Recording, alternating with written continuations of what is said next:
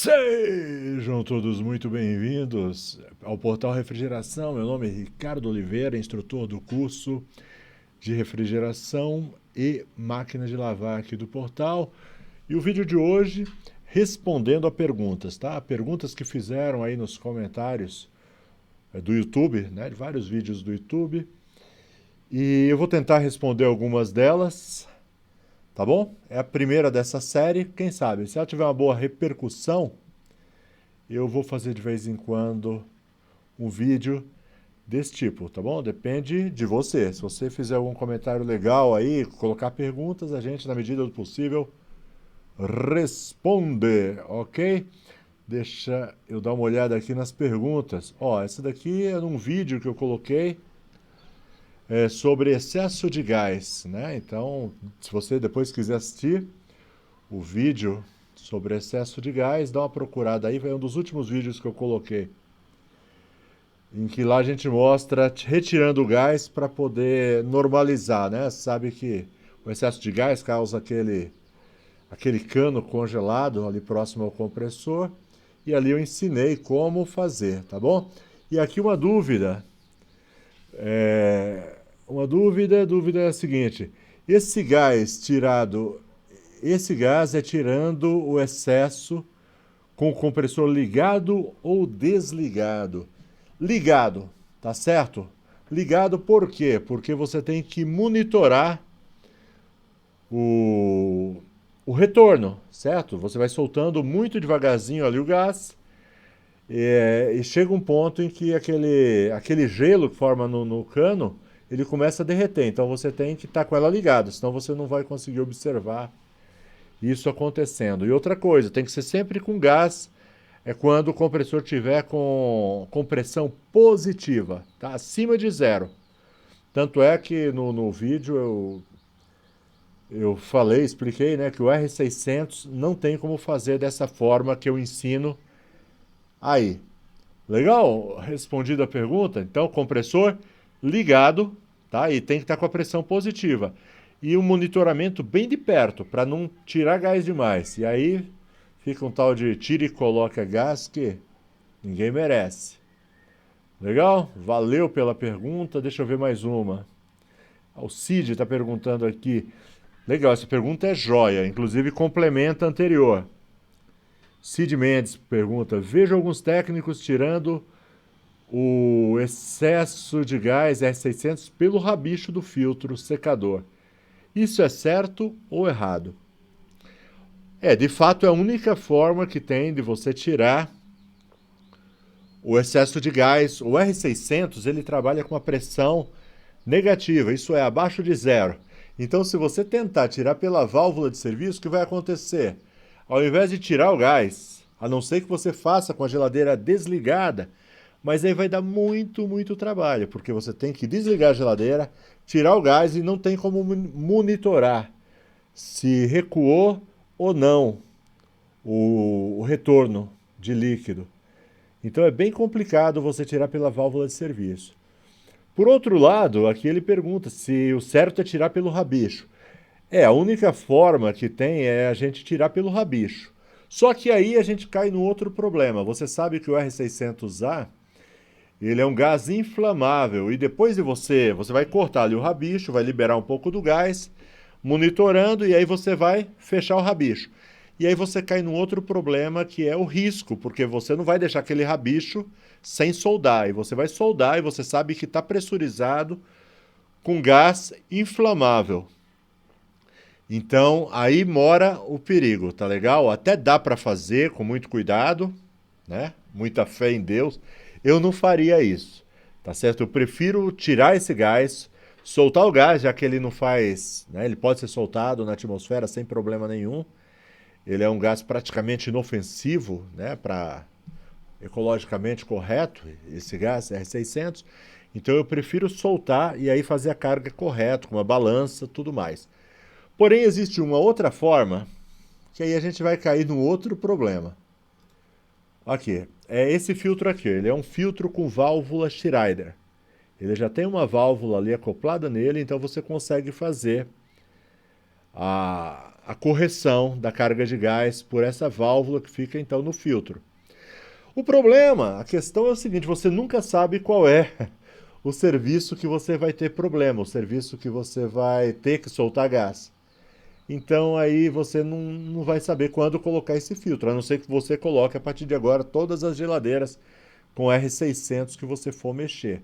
Fica um pouquinho dispendioso, é um pouquinho mais caro esse tipo de filtro, mas é um filtro legal, inclusive. Muito bom, até na hora de fazer o vácuo, você consegue fazer o vácuo pelas duas válvulas ao mesmo tempo. É um vácuo muito melhor. Então essa é outra forma da gente fazer, uma forma segura. Esse negócio de soldar o rabicho depois de um gás inflamável não combina direito, certo? Uma chama, gás inflamável, é a receita do desastre. Mas, tá bom? Quem avisa, amigo é. Deixa eu voltar aqui para a próxima pergunta. Mas valeu, Cid. Precisando é só perguntar, tá legal? Bom, tem aqui, me parece que ela não é a Gislaine, provavelmente não é, não é uma técnica. Ela está falando da geladeira dela, está fazendo uma pergunta. Eu presta atenção porque ela é uma cliente final e às vezes no seu caminho, você que é técnico, você vai lidar às vezes com o cliente com essas mesmas dúvidas. É interessante que você saiba como responder, beleza? Ela diz assim: bom dia, minha geladeira. O manual da minha geladeira diz que no modo médio é para ficar com 3 graus. A minha. O técnico veio aqui medir e estava com 8.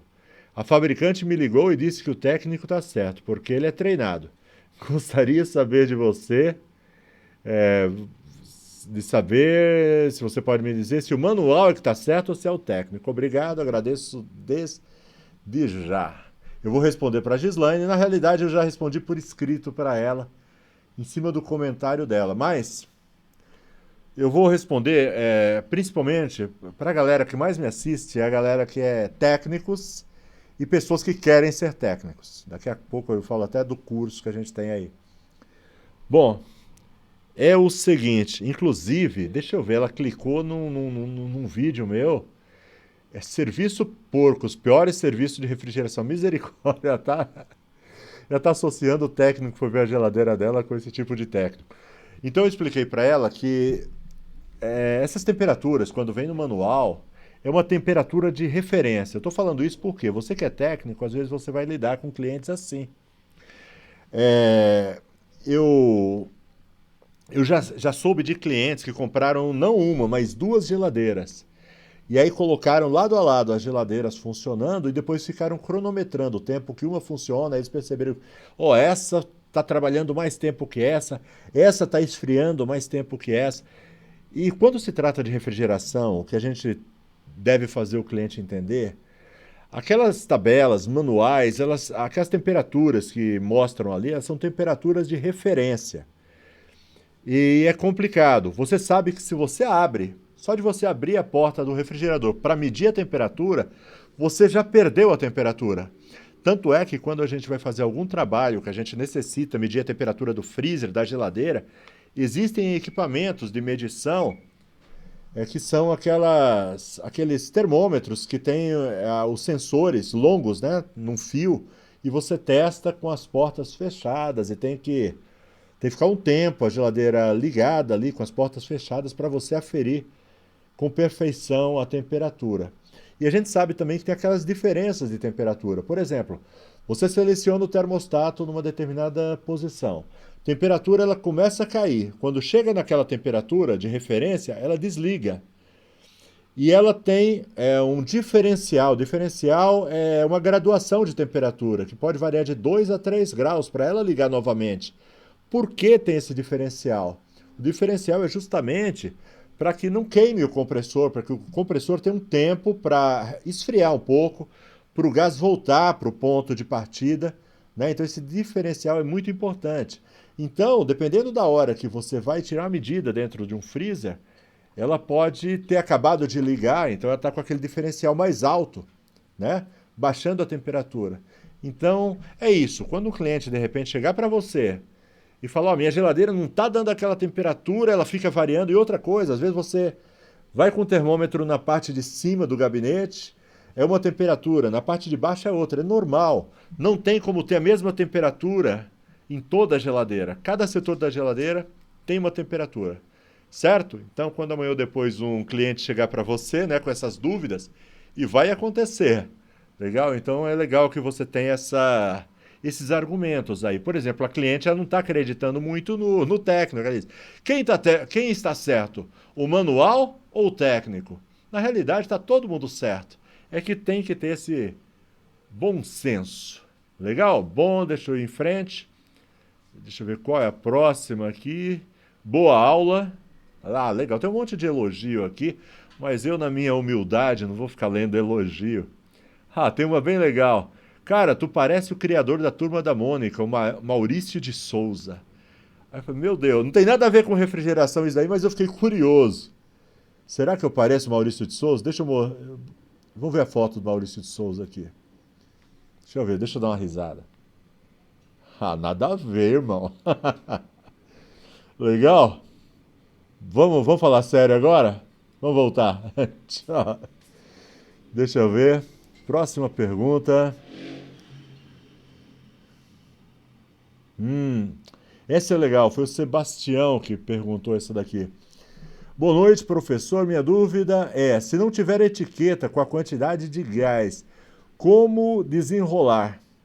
E também quando trocar o compressor por outro equivalente, como saber a quantidade de gás, já que nas tabelas não menciona? Obrigado. Obrigado a você, Sebastião, pela pergunta. Deixa eu ver se eu consigo te responder aqui, ó. Bom, vamos começar pelo final. Ele perguntou, quando ele troca por o equivalente, como é que a gente faz? Se você fizer a troca de um compressor pelo compressor equivalente, você usa a mesma quantidade de gás que estava prevista. Certo? A não ser que você, por algum motivo, de repente a geladeira muito antiga, digamos uma R12, aí você vai trabalhar, você vai trocar, né? Não tem mais compressor com R12, você então coloca o R134, aí de fato a quantidade de gás não bate mais, mas eu vou tentar ensinar. Então, se não tiver etiqueta na geladeira, se você não tiver uma referência, o que é que você vai fazer? Bom, os técnicos mais experientes, ele tem uma ideia, pelo tamanho da geladeira e pelo tipo da geladeira, a quantidade de gás. Mas digamos que você não tenha nenhuma ideia, o que é que você vai fazer? Vou colocando gás à toa? Não. Você procura uma geladeira. Na realidade, o técnico seria bom se ele mantivesse assim um manual. Falou, ó, geladeira tal, BRM 49, chegar e anotar, tirar umas fotos, fazer um banco de dados para ele. Para ele ter uma referência, pelo tamanho da geladeira, quanto de gás ela usa, para você ter uma ideia. Então, digamos, você está pondo gás numa geladeira frost free de 400, né, 400 litros.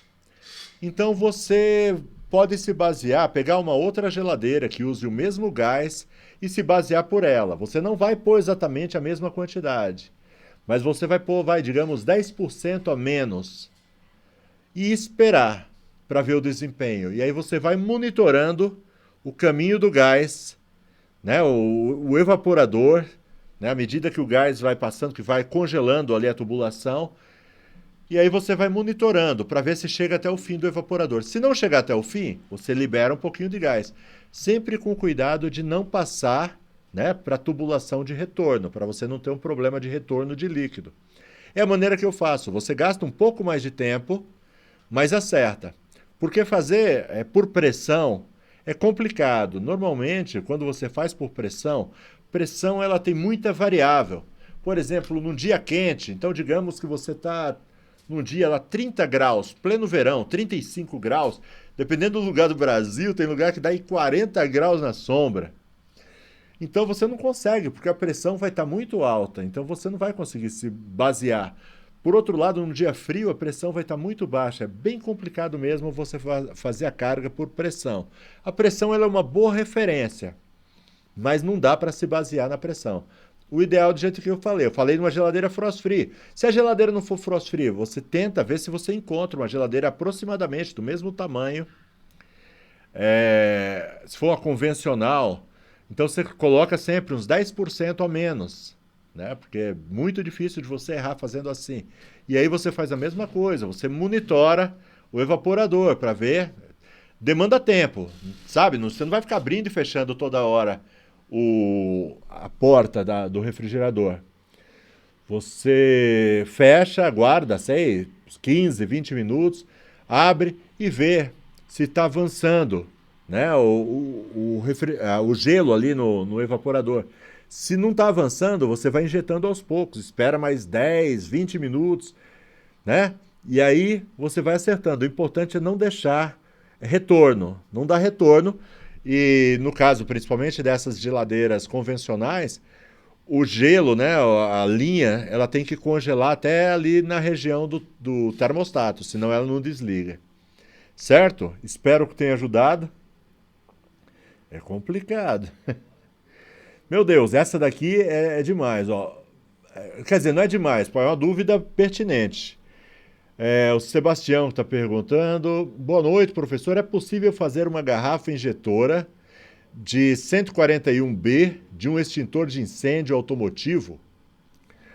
Ó, eu não faria, tá entendendo?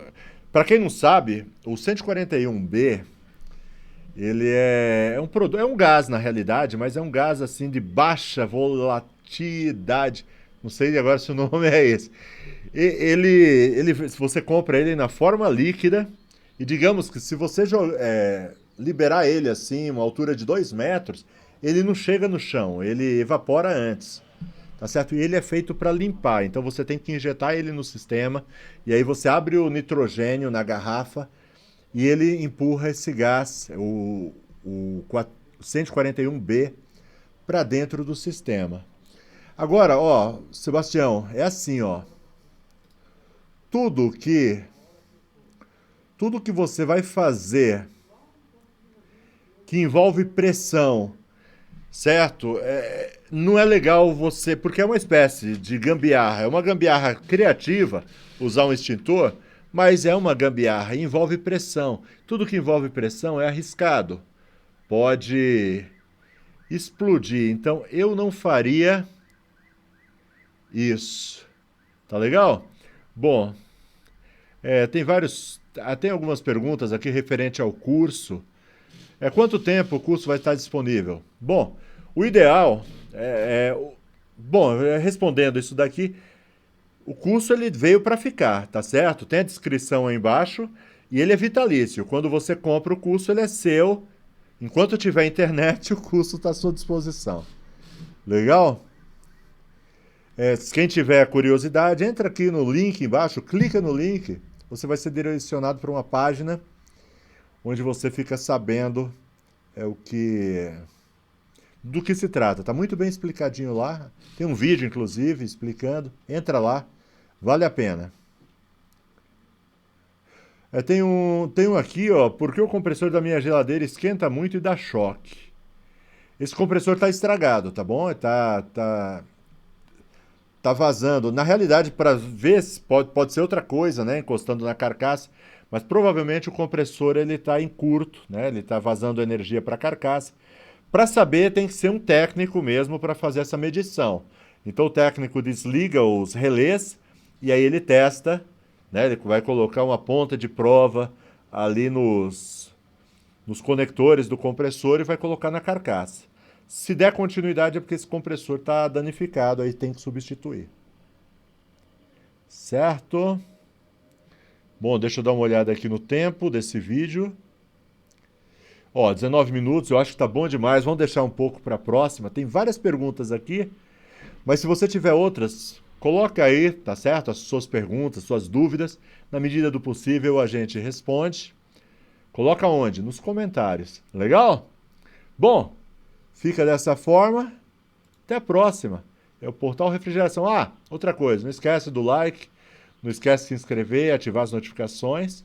Até a próxima. Se você quer ver a sua pergunta respondida aqui, coloca aí. Tchau, tchau. Fica com Deus. Fui.